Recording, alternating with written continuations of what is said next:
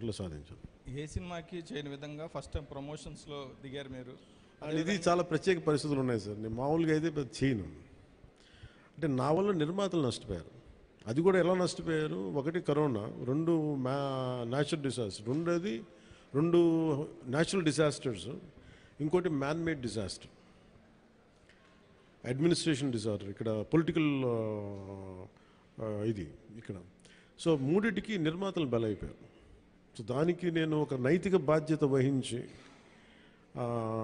Late అయిపోయిన సినిమాని promote చేయాల్సిన బాధ్యత నా మీద ఉంది. అంతేగాని ఎందుకంటే నాకు రెమ్యునేషన్ కూడా దీనికేమి అదే ఇంకా రేపు పొద్దున హిట్ అయితే నాకు తెలియదు. కానీ సో అలాంటి పరిస్థితుల్లో రిలీజ్ చేశాను. ఎందుకంటే ముందు సినిమా ఆడాలి, సినిమా రిలీజ్ అవ్వాలి, నిర్మాత బయటపడాలి అన్న సదుద్దేశం. అది కూడా ఏంటంటే నేను పాలిటిక్స్లో ఉండటం, గత ప్రభుత్వం చేసిన మ్యాన్ మేడ్ డిజాస్టర్స్, వీటన్నిటి వల్ల నలిగిపోయిన దానికి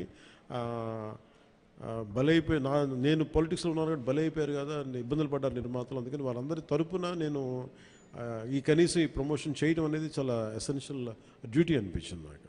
అంతమించి మామూలుగా అంత అవసరం ఉండేది కాదేమో. సార్ ఆ సినిమా తీసేటప్పుడు కొంత ఇబ్బందులు కూడా పడ్డట్టున్నారు మీరు. ఏంటి సార్? ఆ సినిమా తీసేటప్పుడు కొంత ఇబ్బందులు కూడా పడ్డట్టున్నారు, సమ్మర్లో కానీ నైట్ టైంలో షూటింగ్ చేయటం కానీ. అంటే ఎలా అంటే నేను అంటే